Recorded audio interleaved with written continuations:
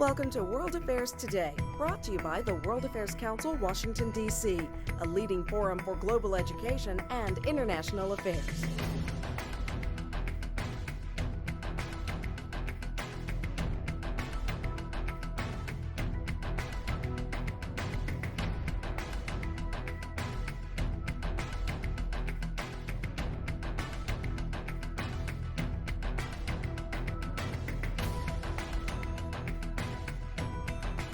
Good evening and welcome to the World Affairs Council, Washington, D.C.'s program for filming for World Affairs Today, our weekly television program which airs on MHC Worldview Television.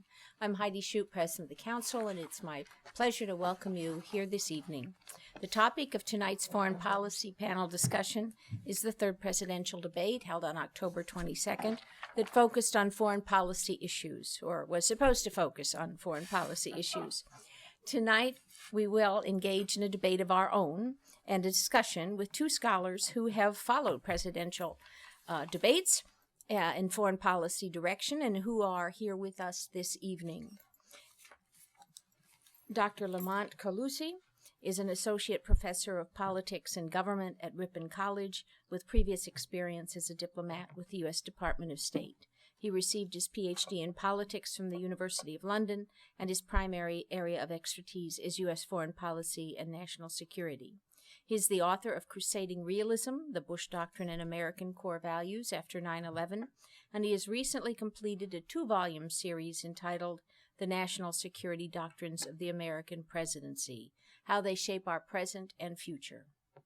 Dr. John Davis is Director and Assistant Professor of International Security Studies at Trinity, Washington University. Dr. Davis has a Ph.D. in Political Science from Howard University, and his primary areas of expertise are international relations and security. He is the author of several books, including The Barack Obama Presidency, a 2-year assessment, Foreign Policy Speeches of Barack Obama, and Barack Obama and U.S. Foreign Policy Roadmap for Change or Disaster. They are joined on the stage by Christian Lowe, who will serve as moderator. He is currently managing editor for U.S. News and World Report. In this role, Mr. Lowe runs the day-to-day national political coverage, business, and international news offerings. He previously spent over 10 years as a reporter covering U.S. military and working at military.com, Politico, Army Times, and Defense Week. Without further ado, please join me in welcoming our guests. Thanks for that great introduction, obviously, and thank you for having us here. We had a very stimulating and interesting debate on Monday on foreign policy. The only debate in the 4 presidential and vice presidential debates on international issues. Obviously, it was a much less raucous debate than the second presidential debate and arguably the vice presidential debate. But there were some sort of political blows that were thrown in that one. The subjects ranged from everything from defense budgets, China, Israel, Iran. But it's interesting that left out of the discussion were Europe. There was only one mention of Europe. And there were several areas of the world that were not mentioned, and I hope to later in this discussion get into that a little bit. I think that it turns out that about 59 million people tuned in to the debate. I'm going to pose 2 or 3 questions to our experts here about the debate, and then we'll open the floor to questions from the audience, and then towards the end, we'll have a wrap with a couple statements from the experts here. Okay, I'd like to start out, and we've spoken about this before. I'd like to start out with sort of a macro question, a big picture question. And certainly, Dr. Davis, you're an expert in Obama's foreign policy, and Dr. Colucci, you're an expert in grand strategy and strategic vision. I wonder if, starting with you, Dr. Colucci, to what extent do you feel like the candidates really did a good job or did a job of portraying a strategic vision in this debate? And if they did, what were they and how distinct were they? Well, I think like so many of the problems with the debate, it was up to the moderator to ask certain questions and to pursue a certain line of thinking and a certain line of discussion. And I completed an interview a couple of days on public radio before the debate, and they were asking me what I thought would come up with the debate. And I said, well, my fear is that it will become a microcosm. It will be there'll be very specific issues that'll be discussed, but there won't be a grand picture or a grand strategy. And to a certain degree, maybe most of the degree, that's the moderator's fault. I believe that both men have a vision of what they think is a strategy, and I think they both believe in a certain strategy, and I think it's very different from each other. And it's unfortunate that did not get the attention that it should have, because in the end of the day, regardless of what happens in Libya or Poland or the South China Sea, those are all important issues. But at the end of the day, the real question is, where will the United States be in national security and foreign policy in 5, 10, or a century?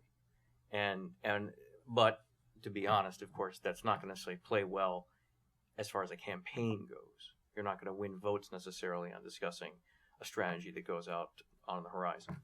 Dr. Davis, did President Obama do a good job of not only portraying his current foreign policy vision in the best light, but also tracking or tracing a line for the next 4 years and how the U.S. would execute its national security policy, and any distinctions that we could see for the next? Well, one of my big problems with, again, the moderator and the questions was that what's next? Obama didn't lay out a vision. He spent a lot of time either protecting turf in which Romney was intruding or trying to score points, or restating the significance of many of his foreign policy successes, whether it be in Iraq or killing bin Laden and so on and so forth. But for example, you mentioned Europe. I was shocked that, look, I know, and speaking from Obama's perspective, the EU is having its problems. We know that's going to impact America's economy. Well, it doesn't take much for events within the EU to impact first our markets with regard to the stock market, and then, of course, jobs and so on and so forth. So nothing about that, and I know you want to get into this later, so I won't be too specific. The other issue, Mali. He spent the moderator had asked a question about alliances. Well, our alliances are not strong. I would have loved to have heard Obama say, look, we've had some missteps. I've had to make some decisions that were intrinsic to American foreign policy, specifically killing bin Laden. Unfortunately, our relationship with Pakistan was damaged. One of the things I'm going to do in the second term is to try to repair that relationship, and these are the terms in which I would do it. Second, with regard to NATO countries are very much concerned in two fronts. First, where is Obama going to go forward? And second, they're concerned about Romney because many elements of his foreign policy advisors are neoconservatives who believe more of a unilateralist American impulse to dealing with events around the world. So the Europeans, the NATO countries are concerned on that front. Then there's something I knew wouldn't come up, but I certainly would have liked it. You're hearing so much talk about America becoming more and more energy dependent. Well, that's going to impact our relationship with our OPEC allies, whether it be the Saudis, and you notice we were shifting more and more to African countries. Well, hey, if we're going to be depending more and more on American oil, well, that's going to impact those economies of those allies. So that's another question about if you're going to get into energy security. That's going to be very important as we move into, well, I think it's important now, but whatever president is elected, that's going to be an issue that I think we're going to deal with. Another one is the absence of, again, I mentioned the absence of a foreign policy vision. One of the things that upsets me about Obama, it's always an ad hoc approach. He's made some great speeches. I wrote about them and I love them. But what is it that you're intending for the United States to do in your first term? Again, we don't see that in the second term. While Romney scored a lot of points, particularly one thing I liked that he mentioned, but again, he didn't couch it in the appropriate language, which was to ensure that there are more jobs for America. I'm going after markets in Latin America. But again, if you go back and look at the Clinton administration and the Reagan administration, foreign economic policy was very important to the success of not only maintaining American markets, but securing future jobs. We didn't hear anything from that perspective from Romney. So again, I give him kudos for mentioning the significance of Latin America, because I'm sure they were saying, we do have some important issues going on here. So again, that was sort of vague and intrinsic only to American issues as opposed to Latin America as a whole. Sure, Dr. Colucci, you mentioned earlier in your answer that we had some idea of the foreign policy beliefs of the two candidates.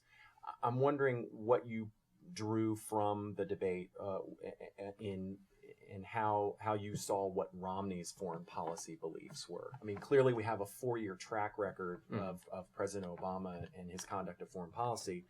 I'm wondering what you, as someone who's able to read these tea leaves, to read between the lines in what someone's saying, what was his vision? Well, I mean, I think if we just restrict it to the debate, that vision is not going to come out as clear. I mean, there are elements that he discussed. Governor Romney likes to talk quite a bit about the American century and how the 21st century has to be also like the 20th century, the American century. He likes to talk about American exceptionalism. He likes to talk about an attempt to regain world leadership, the belief that the Obama administration has bought into an idea of decline, of retreat, of leading from behind, whatever phrase you prefer. And so there clearly is the idea that there has to be a reassertion of American influence and a reassertion of American power. The one thing the media seems to be so focused on is that the way that's translated into hard numbers tends to be the defense budget. And whether it's the sequestered amount of money of $1 trillion or half of that, which is what the Obama administration is proposing over 10 years, either one of those is going to be a huge cut in the U.S. military posture. And what gets left out of the debate because of the issue of the recession is Don Rumsfeld, who was obviously Secretary of Defense for George W. Bush, made it very clear to the uniformed generals that, and this made him very unpopular with the uniformed generals, that he would not preside over an American military that was focused on just the current situation, that in order to maintain military superiority, you have to be a generation ahead. I think Governor Romney clearly endorses that concept. So if you look at the overall picture, it's an attempt to reassert American leadership and American exceptionalism, and to have, I think, more of a values-based foreign policy. I mean, it's almost amazing to me as I look at the Obama years that a president who is labeled a liberal Democrat spends so little time discussing human rights, human dignity, democratization, free enterprise, free trade, and not just in those for purposes of commerce, but in those for building relationships and enhancing civil society. And that is, as I've been going through the process of looking at the past 4 years, it's astounding how allergic the Obama administration seems to be about talking about things like human rights and democratization. When we talk about Iran, we get all focused on the question of nuclear weapons. But there's a regime that's tyrannical and evil that deals with its own people in a horrible way. When we talk about North Korea, we talk about the DMZ, and we talk about the nuclear weapons question, and we forget that is the worst place on planet Earth, bar none.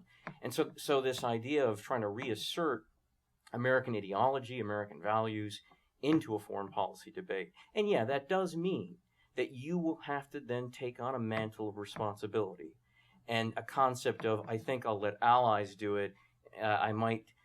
Hopefully someone will take care of this, is not going to go very far. And I think that is actually the starkest difference between the administration and Governor Romney's position. And unfortunately, it doesn't get very much attention. But one thing that to pivot off of that, much of the criticism of the debate by both sides was that they were very similar in what they said. There was a lot of agreement there. To what extent do you think that, Dr. Davis, is a problem or is an issue that both sides generally kind of adopted each other's policies? Well, I think in the case of Romney, he was sort of forced to. If you go back weeks before the debate, you always heard Vice President Biden or President Obama on the campaign trail, I'm trying to get us out of wars, first in Iraq and soon to be out of Afghanistan. Romney's trying to get us into another war. So the Obama administration, in recognition of the war fatigue in the United States, was trying to paint a picture. Hey, do you really want to elect this person? Now, Romney gets on stage during a debate. He starts agreeing. You don't hear that passionate talk of the use of force or that we should expand here or expand there. But interesting, if you look at how he often framed his comments, I agree with President Obama. One thing that's important, we got to talk about, or we have to stop talking about fighting our way out of these things. I'm talking about a comprehensive approach where we need to do something on the economic front or the diplomatic front. But on the campaign trail, he never said those things. So while they were agreeing, Romney was trying to push back and say, well, hey, yeah, I do agree with the use of force, but there are other issues, particularly on the war on terror. We can't keep talking about killing the terrorists. There's got to be another way. So I think he strategically tried to pull back. And again, I think he was going after independence and certainly the votes of women. Do you think that it's a reaction against sort of the second Bush administration or the third George W. Bush administration that the Obama campaign has been trying to paint Romney as? Yes, to a degree, yes, because there were several statements again made by Biden where he said, have you guys ever taken a chance to look at Romney's foreign policy advisors? Do you know how many of them served in the former Bush administration? You know how many of them got us into the Iraq war? So Biden, doing what a vice president does, goes after the candidate on the real tough issue. So Biden was doing a great job of pointing viewers, voters in that direction of, hey, this is likely to be another second Bush term. And of course, many Americans, of course, understand and react negatively to that. So I saw Romney trying to push back and assume a more middle ground away from Bush, because if you go back to the second debate, the question was, how are you different than Bush? He worked constantly to talk about that, but Obama's response, well, first of all, Governor Romney wants us to stay in Afghanistan. Governor Romney wanted us to stay longer in Iraq. So for each time Romney tried to pull back, Obama was pulling him back into, that so-called negative Bush narrative. Sure. Dr. Colucci, one of the zingers of the night was when Obama lectured Governor Romney about the nature of the modern military. He said that we no longer ride horses and we have very few bayonets, although the Marine Corps still trains with bayonets. Defense spending was on the agenda during the debate. Talk about what you drew from that, from the positions that both sides are taking. Is Romney really trying to preserve a sort of, I guess Obama classified it as a very Cold War, I think he was talking in reference to Russia, but a Cold War military, a buildup, something that the, quote, neocons have been asking for a long time, pegging defense spending to 4% of GDP, keeping the Army at, not cutting the Army after the Iraq buildup. What are both sides looking at in terms of the defense policy going forward? Well, I think what was very interesting about the debate is Governor Romney used a term that you almost never hear out of the current administration: geopolitical, a geopolitical foe. He didn't back away from the idea that the number one problem for American foreign policy will be Russia. And he made it clear that that was from a geopolitical perspective. That, yes, we will be dealing with terrorism and we'll be dealing with issues in the Middle East, but in the end, the world, international relations for 5,000 years has not changed. It's still an issue of the great powers, and that means Russia, the European Union, China, and so forth. And that was, I think, very telling about Governor Romney's vision, about how he sees the world, and that there's a geopolitical need. Now that actually goes right into what we're talking about with defense spending. If you're looking at a military that is going to be primarily designed to deal with counterterrorism threats and special operations, then you might be able to make the kind of cuts that the Obama administration seems to indicate they would like to do, whether or not sequestration happens. That's folly. And Governor Romney said in the debate, and this is, I think, one of the strongest areas when we talk about the foreign policy aspect, we don't know what threats are coming on the horizon. We don't know what's down the road. And if anybody is silly enough to believe that the United States will never face a great power threat, then they don't study any history whatsoever, including our own. So that doesn't mean that we're going to war tomorrow morning. It doesn't mean we have to go to war. But it means that in order to prevent that war or to deter that war, the United States military has to have the basic ability of something, again, that Governor Romney brought up, a two-front war capability. Now, President Bush wanted the 1-4-2-1 strategy. And if you want to rehash that, I'll be happy to talk about that and why that made sense at the time and why it still make sense. Because that didn't get much play in the media, even when it was announced. Presidents Kennedy, Presidents Reagan clearly endorsed a two major front war capability. Do explain that 1-4-2-1 strategy. All right. The Bush Doctrine endorsed a military strategy that effectively became 1-4-2-1. That means the United States military had to have a complete capability of defending the United States. That's number one, and obviously it's in the first position. It also had the ability to be able to fight 4 conflicts at the same time. They wouldn't necessarily all be with a great power. Maybe that would be Iraq, but that would also maybe be a great power at the same time, and potentially 2 other conflicts. That's the 4 number. Of the 4, 2 of them had to be won quickly. There had to be a decisive defeat of the military, the opposing military. One of those had to be a quick regime change. So you have 4, and then of that 2, and then 1. Mm-hmm. And that was a very concrete defense strategy. You may not agree with it, but it's a clear vision. There's no ambiguity about it. Now, I'm not suggesting that Governor Romney endorses 1-4-2-1. I don't know that he does or does not. He may not. He did, however, reiterate the from Kennedy all the way approach, which the United States has to have the ability to fight 2 major wars at the same time. It does not appear that the Obama administration endorses that. And if they are so laser focused on counterterrorism, and more specifically, in something I criticize, Al-Qaeda is not the only game in town. And this administration seems to only talk about Al-Qaeda. If it's not an Al-Qaeda or a clear Al-Qaeda affiliate, it's somehow not on the radar. And so that even their own supposed strength in counterterrorism, which is really left over the Bush years anyway, is left wanting. So who are those other? You said Al-Qaeda's not the only game in town. Who are they neglecting? Well, you have Islamic extremism broadly, and whether that's Abu Sayyaf in the Philippines, or Lashkar-e-Taiba, or whether that's Al-Qaeda affiliates, or whether that's Ansar al-Sharia, that's its own mammoth creature of disparate groups under kind of a very an umbrella that exists only really with a basic sort of belief system. You do have Al-Qaeda core, and you have Al-Qaeda franchise, and you have Al-Qaeda inspirational characters as well.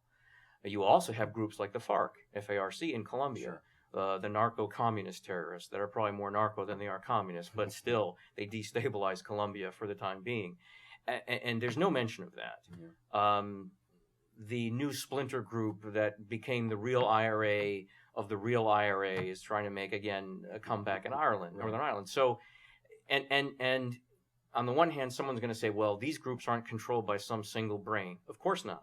However, what is another untold story with the American media is that most of these groups from the 1970s onward did share conduits for logistics, munitions, training camps, and even sometimes when they kind of hated each other, they knew that there was a greater hatred basically for us or the British or what have you. Well, Dr. Davis, Dr. Colucci mentioned Russia and the Russia as a potential geopolitical foe, but the Obama administration recently shifted its defense emphasis towards the Pacific, and clearly by extension, it feels like the administration feels like China. It might be one of those downrange geopolitical challenges, we'll say. To what extent is that a good decision, the focus on China? And to what extent has the administration really put proof in the pudding on that one. And why was it not really mentioned during the debate? Well, to go back to the earlier part, you were talking about Romney's criticism of Obama with regard to the Navy. I think Obama was correct in shifting our focus to dealing with the potential threat posed by China. But what Romney was saying, he was reiterating what a number of naval commanders are saying. Mr. President, it's great that we moved to the Pacific, but do you recognize the level of Chinese shipbuilding? Do you recognize the problems that could mean down the road? I mean, you already can see the disputed islands between China and Japan. Recently, we sent a carrier through as a warning to the Chinese. But within the Pacific Command, they said, Mr. President, we want to take you back to what happened during the Clinton administration. Clinton and his efforts to talk about a buildup against Saddam Hussein, he removed the American carrier within the Taiwan Straits. What happened? The military was absolutely correct. The Chinese started lobbing missiles just off the coast of Taiwan. Romney was saying, Mr. President, okay, let's shift to the Pacific. But what's going to happen with a future war with Iran? We always have major carrier battle groups, upwards of 4 to 6. If we start shifting to the Pacific region, what do we have as a fallback? The Navy has already said we're going to have more carrier battle groups to deal with the continuing threats in the region. The other issue that's significant that I think Romney was pointing to was jobs. He knows that, hey, you want to sequester, and if the military is cut, let's talk Virginia. Think about the fact that we have a major naval base there. Think about how many jobs are going to be lost. So Romney was couching his argument, again, if you're looking at the campaign, he's been couching that, well, he moved from that statement to question, Virginia, if we go forward, the president didn't answer my question. Think about how many jobs you're going to lose. Think about what's going to happen to the economy in Virginia. We need to have a strong Navy, not just for strategic military purposes, but for our local economy. So in an effort to talk strategic politics, he also wound up or tied Obama up domestically with regard to jobs. So I thought that was a brilliant strategy. And I'd just like to answer one thing about Africa. One of the things that, having written 2 books about Africa and the war on terrorism, it always upsets me that it's not just a civilian issue regarding the president. We forget when we talk about Al-Qaeda, we have missed so many warning signs about future groups. For example, we talk so much about Al-Qaeda in the Arabian Peninsula. How often do we talk about Boca Raton and its threat to Nigeria? We don't. Yeah. It just kills me. Early in the Bush administration, they did a great job in working with our allies in the Trans-Sahara Counterterrorism Partnership to contain the threat posed by AQIM. But look at the comeback that they've made. Sure. We don't talk about that. It's great to talk about AQAP, but what about that group? There's another threat going on in Nigeria that gets no attention, the movement for the emancipation of the Niger Delta. Again, a major threat. They can easily seize some of Nigeria's major oil fields. Nigeria is clearly an important country, not just to Africa, not just to the United States, but for the international community with respect to energy security. No mention. But let me just have you fill that out a little bit. Is there any evidence that those groups in the Sahel and in the northern part of Africa, Mali, Mauritania, and the Niger groups, is there any evidence that they are able to mount an international terrorist attack like Al-Qaeda did using Afghanistan as a base? No, not yet. But you see, we're focused on what they could do to us, but we forgot what they're doing to our allies or the threat that they pose to the region. For example, what we're seeing is more and more cooperation between AQIM and Boko Haram. So, just look at the continuing attacks inside Nigeria. And again, Obama talked about the importance of freedom of religion. Well, look at how this radical Muslim group is attacking Christians throughout the country. And again, on the heels of the innocence of Muslims and the impact it had in disturbing what little stability you can call in the Muslim world. But look what was going on in Africa, or specifically in Nigeria, regarding this issue. Well, that raises an interesting point, and I wanted to ask you this question, and it also sort of dovetails with what Dr. Colucci said about no mention of human rights in this administration. Do you believe that President Obama believes in an America that is an exception? Does he believe in exceptionalism, American exceptionalism? Honestly, I don't. He recognizes that as a conservative principle, not one that's consistent with his belief system with regard to U.S. foreign policy. So he's tried to stay away from that. But in doing so, I think he's been contradictory. And don't get me wrong, I'm going to talk about Syria in a second. I don't anticipate him or any other president attacking Syrian forces. But you can't make the case for a humanitarian intervention in Lebanon knowing what Gaddafi was going to do, but then you don't even bring up the subject of either arming the rebels or, and again, I'm not saying he should, and I don't support this, a no-fly zone over Syria. So throughout the region, there's this issue of contradiction. You spoke brilliantly about human rights in Libya. Where are these messages? Where is this talk about preserving the stability and the human security of those on the ground in Syria, where you did so much in Libya, now you've done nothing whatsoever in Syria. So again, that contradiction is one I hear about in talking with scholars in the region, colleagues I know here in D.C., who are Middle Eastern scholars, and certainly within the State Department.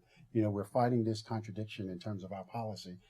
How can we really talk human rights in one country and not in another? Dr. Colucci, do you think it hurts America's standing in the world that on the one hand, the United States got involved in toppling Muammar Gaddafi in Libya, but has done nothing for 19 months, 30,000 deaths in Syria? Well, I think the Obama administration, and during the debate, it was brought up, and in past speeches as well, it seems like Libya is the new template for American foreign policy under President Obama. There's a lot of problems with that, and instead of having the press focus so much on Benghazi, as important as that might be, the greater question should have been, why was there an intervention? And if there was going to be an intervention, why wasn't it done earlier? And that's a whole separate question on Libya. But I think there is a grand hypocrisy that when you start to use the excuse about human rights, a human rights massacre, which was going to be the reason why the United States finally decided to put the green light on to intervention, in an air war that is being characterized as primarily British and French, although they couldn't really fly or do their combat missions without the United States, but we don't want to talk too much about that. So it really, again, was the U.S. military, again, at the top of that pyramid. So in any event, there is a grand hypocrisy. Probably the worst moment in the administration was regarding the Green Revolution. That was brought up during the debate. I don't think Governor Romney... remind us what that was. Well, when the protests in Iran, especially in the capital city, were occurring, the United States was mute. And this was in 2009? And President Obama essentially sent the message that we don't meddle in the internal affairs of other states in this particular case. We know from the experience of Soviet dissidents and dissidents in Eastern Europe that is a prescription for horror and for terror for those people on the other end of the bayonets, because the other side uses those bayonets quite effectively against their own people. So that I think was probably the darkest chapter in the administration's record on human rights.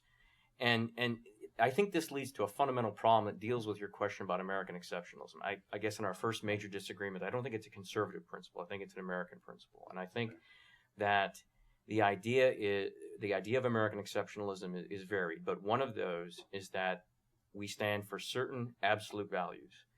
We are not a relativistic nation and a relativistic culture as much as the late 1960s tried to prove us otherwise. I think we're getting out of that induced haze slowly. But that in that situation, the United States stands for the three greatest principles: life, liberty, and property, because they go together. A government that will execute you is one that will steal your land, and one that will steal your land will execute you. And those core values that from the 17th century onward That's American exceptionalism, and I think that's what Governor Romney means. When President Obama was asked, I mean, this quote has been over and over played about how he said, "I believe in American exceptionalism just as someone from Greece or Great Britain or what have you believes in American believes in their version of exceptionalism," indicates a buy-in to that relativistic notion. If you go down that pathway, then you can start being very ambiguous, vague, and flexible when it comes to issues like human rights and democratization. And that, I think, is a very dangerous message. The world knows that there can never be a power vacuum. If it's not filled by the United States, it will be filled by something malevolent. There is no greater fact, I think, in the world of international relations. Everybody knows this too. I mean, I returned from Europe, and I had a lot of speaking engagements across, and I wanted to rile up the crowd because the Europeans need that. And, well, Americans do too sometimes. But we do have an international audience. That's right. So. and I purposely would say, if there is no American leadership, it will be filled by something else. And then I would go on to say something. Everyone knows this. Everyone, the Chinese premier knows this, the king of Saudi Arabia knows this, the prime minister of Great Britain knows this. And most of them go home at night and into their private residence, and they get on their knees and they pray that they let the Americans take care of this. I hope they do. And there's a few of them that hope we don't, because they want to then make the malevolent gain. But that dirty little secret, which is so painfully obvious, is one that we don't talk about very much in the United States. And that leads people in many parts of the country, especially in the part that I come from in the Midwest, because it's not talked about, to say, well, why are we so involved? And the simple answer is because if we don't lead directly and overtly and without nuance, as the Obama administration seems to want to do, if you don't do that, then darker forces will fill the void.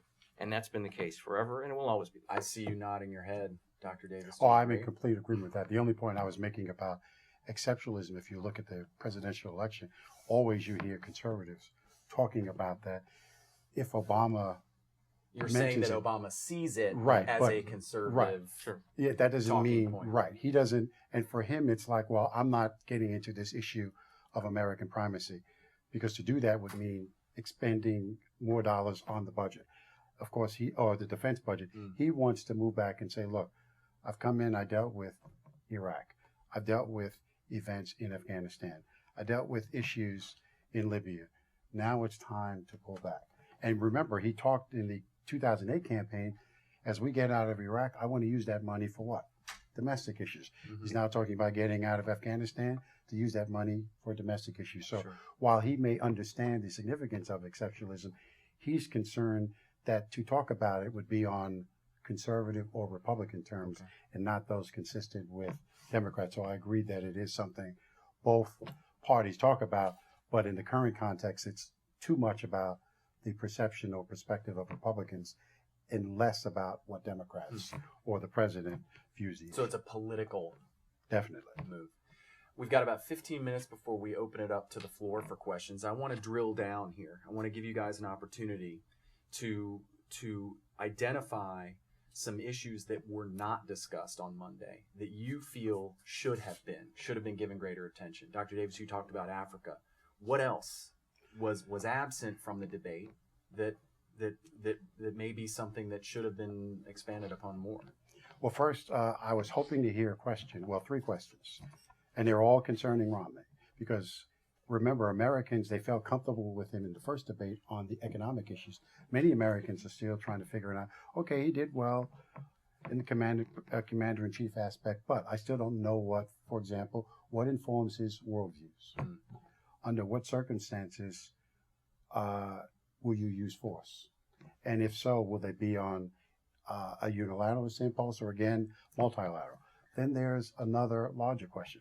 What do you see are issues of significance if you're going to be president that you're going to focus on? Obama, for example, if you go back and you look at the 2008 presidential campaign, in the Foreign Affairs article, he talked about, the title of it was Renewing American Leadership. Well, if you read that, and you look at what he actually did during his administration, many of those issues were laid out before us then. Interestingly, Romney never did anything or published anything in foreign affairs, world affairs, foreign policy. So we never got that perspective from him of where we're going in the future for U.S. issues. So that's a major issue because, again, while I think he performed well, but again, it was vague, nothing real specific. In terms of real issues, I'd really like to know if both candidates' view on the issue on the trade front that China is a problem, what would you do to resolve it? I mean, protectionist or isolationist impulse, I can't see America Well, one of the isolationist. candidates did say, I will label the Yeah, Chinese Romney government a did say that. currency manipulator. Yes, but there are going to be what some does that consequences. mean? I don't know. Well, that's a great talking point, but Yeah. you have to look at that in terms of, well, they are propping up our debt. What does that mean for us in that regard? So we haven't heard that side of it. Sure. So I would agree with him that China is indeed a currency manipulator, but you better be prepared to deal with the consequences of that issue with regard to China retaliating. Okay, go find somebody else to prop up your debt. So you have to go further. And again, if Russia is a geopolitical threat, in what ways? How will Governor Romney respond to it? Here's another way. Obama talked so much about Middle East peace. Unfortunately, he hasn't delivered. If there was a second Obama term, under what conditions would you restart talks? And, these proximity talks are, of course, a grand failure. So where are we going? There was some criticism afterwards that there was no mention of the Israeli-Palestinian issue. Dr. Colucci, what did you want to see, specifically regional issues that were absent? Well, I mean, I think, as you mentioned in the beginning, I think there should have been a push for a vision and a grand strategy. And it could have been phrased 1,000 different ways. They could have asked about how do you intend to maintain American dominance or preeminence, or what steps can you take to ensure U.S. leadership in the world, and how do you build better alliances, or how do you repair alliances, and so forth.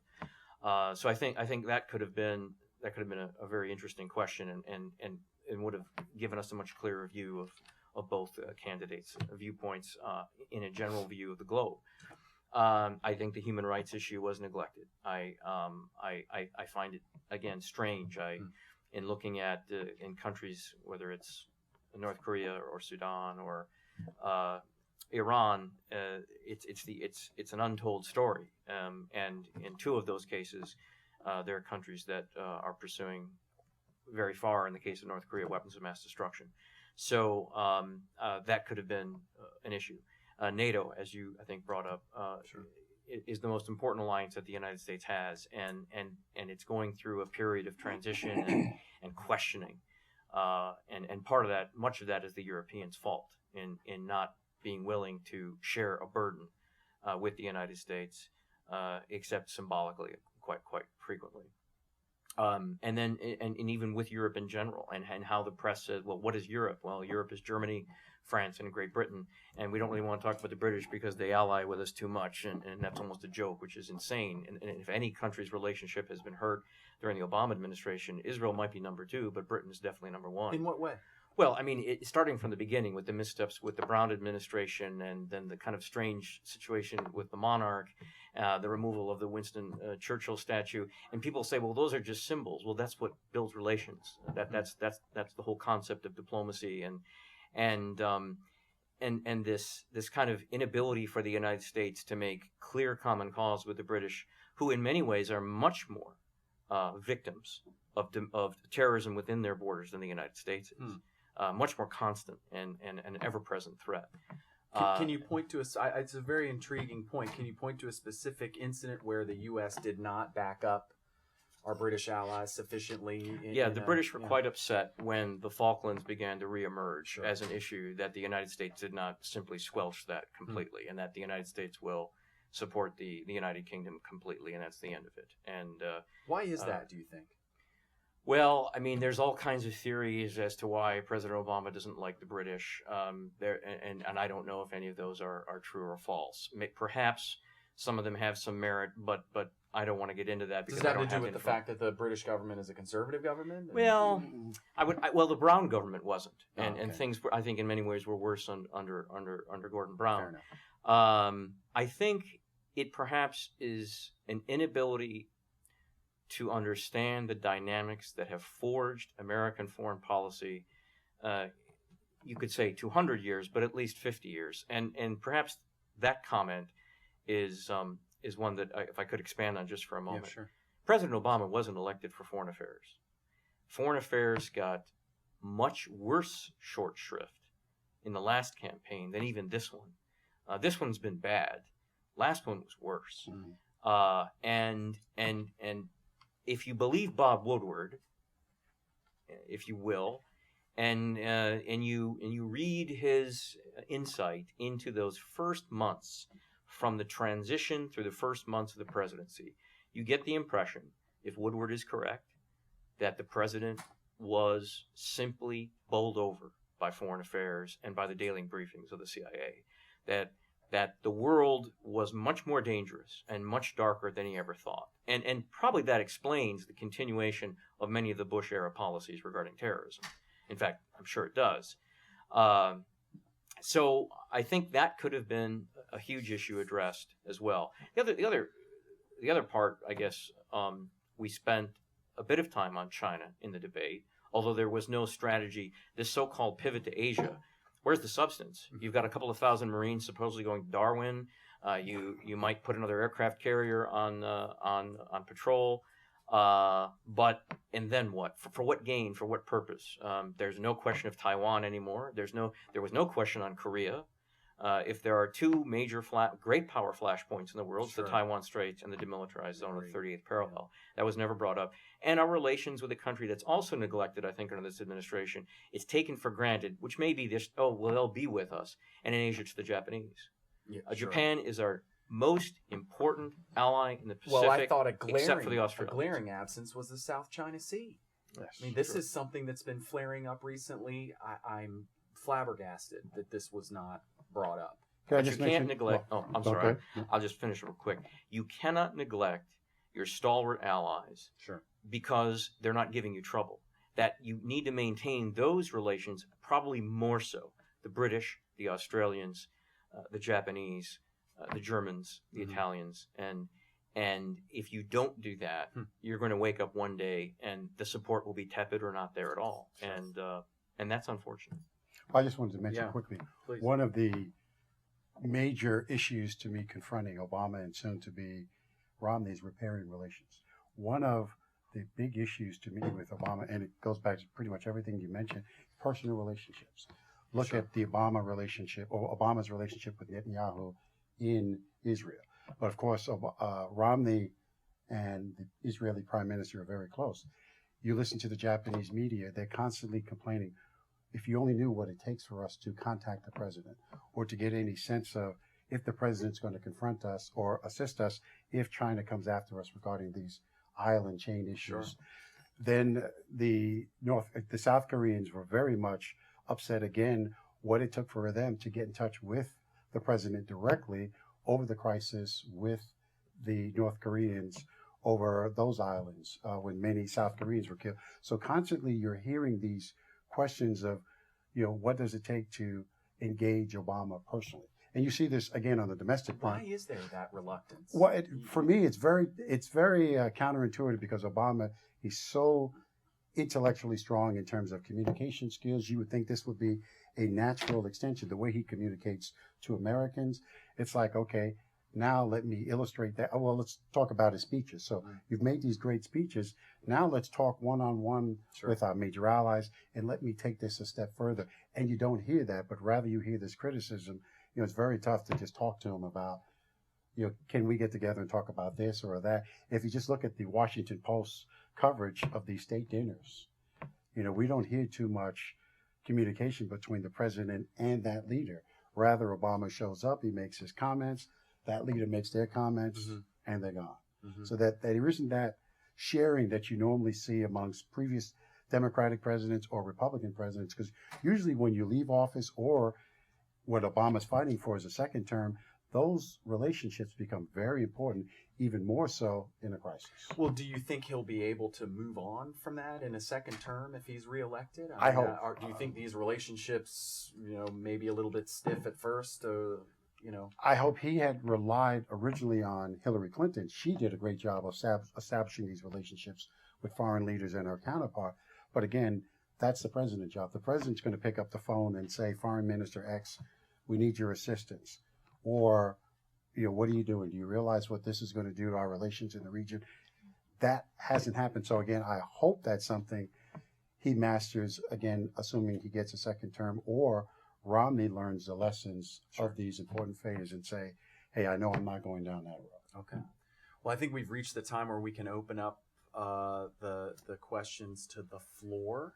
I've been noticing during the debate that, number one, the Latino issue hasn't really been there that much. And number two, in terms of foreign policy, Mexico hasn't been talked a lot about. And I know that the level of violence is incredibly high. I've read some scholars say that the level of violence, for example, in Juarez, is the combination of Iraq, Afghanistan. Mm-hmm. So, I mean, me personally, my family has been affected. People have been killed, innocent people. So, but again, these kind of issues, especially when we talk about the women who have also been affected, do not seem to come up on the news. It's not really there. So I wanted to ask question number one, what do you think is, for this new 4 years coming in, whether it's Romney or Obama, what's the role for the U.S. in terms of this issue? On the issue of Mexico, I mentioned earlier, I would hope we would do more with regard to the narco war, because what Americans don't know, you were mentioning, Juarez, what we don't talk about is the spillover violence into El Paso, Texas. And you mentioned the violence against women. One of my students, she did her thesis paper on that, and I was shocked to learn how women were killed. Tar was thrown on them. Many were disfigured, thrown in a box because their sons were ratting out one cartel member or another. So the violence perpetrated against women most certainly doesn't get much traction. And again, when we do hear about it, it's because an American diplomatic official was shot as they exited the country. We don't talk about, well, what's good or bad about the Mexican strategy? What can we do to assist them further? We spend a lot of time, or at least Fox News does, on the Fast and Furious, but we don't talk about what's going on actually inside the war on terror, the war on drugs with regard to the narco war there. So I'm disappointed both in terms of us not talking about it, and I think Obama's made some important inroads, but because of issues elsewhere, he doesn't view that as a high priority issue. Hopefully in the second term, it will become a higher priority for either President Obama in the second term or Romney administration. Yeah, I was surprised that Mexico didn't come up. I think that a question you asked about what questions should have been asked, and the one of the many that was left off a list of mine would be, Mexico is headed towards becoming a failed state. What actions should the United States take if that becomes more obvious and more problematic? And again, but to be fair, considering what the other the questioner asked, candidate and the president probably can't answer the real question, which would be intervention. The United States simply won't tolerate, and we have never tolerated that. So in historical terms. On the other hand, that would create a firestorm of its own that would consume both candidates if they were to say that. How close do you think the United States is to a situation like that? Invading Mexico? I'm not saying we would invade Mexico or close to that, but I think that if Mexico, if it starts to become a failed state more than it is today, and that violence that is going on in the southwest of the United States and in the northern part of Mexico continues to go on, and if Mexico goes into a spiral, then there will be some type of intervention. It's not a question. It's one of those things that it will have to be. There isn't really a choice. It's not like there's can be all kind of posturing and statements, but in the end of the day, the United States can't tolerate that kind of instability on its border. It's just clear. Well, one of the reasons why I watched the debate was to sort of kind of get some clarifications on both the president and Governor Romney's foreign policy. But as a result, it seemed like Romney agreed with Obama on most of these issues. My question is, why is it that? Because I was expecting a distinction between these two individuals, but instead I got the same thing. I mean, we sort of covered the why they agreed, but I'm interested maybe in flipping that question a little bit in where do they disagree? Well, I mean, I think as I said, there are huge areas of disagreement. I think that in size and in scope and in vision and in direction, you probably have two very fundamentally different concepts, and you do have fundamentally different concepts. I guess to supercharge the room, I think many of the successes that President Obama likes to tout are holdovers from the Bush administration. I mean, the drones were started by President Bush. The war on terror in general, and the prosecution of that war instead of a law enforcement approach, which was the 8 years of President Clinton. That shift to make it a war of the military, of special operations, and of counterterrorism in general, in a hard sense, that was President Bush. The importance of trying to build alliances that also will use hard power and combine that with intelligence and law enforcement was also a holdover from President Bush. The rebuilding of the building of relations with Eastern Europe and the pursuing of missile defense and things like this were a holdover from President Bush. So many Obama's successes, including the killing of Osama bin Laden, was a result of 8 long, grueling years of the Bush administration trying to get him. And the destruction of Al-Qaeda Prime was under President Bush, not under President Obama.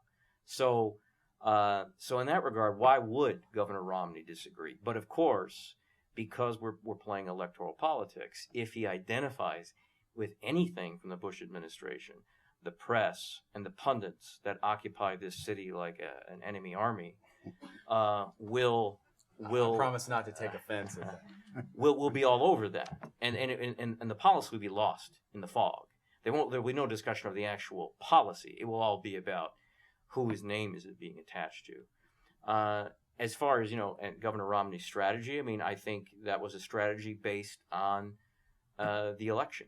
And let's face it, you can't influence policy unless you're in the Oval Office, and then you have to be in the Oval Office unless you win the election. All right, well, I'd like to thank you all for attending and thank you the for the invite. television viewers, and look forward to another one of these in the future.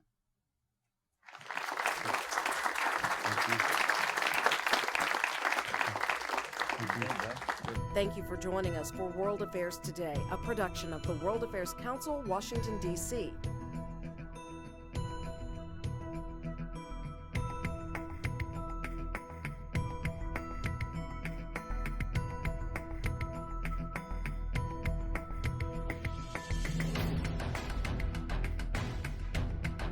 Stay connected with us at www.worldaffairstoday.org.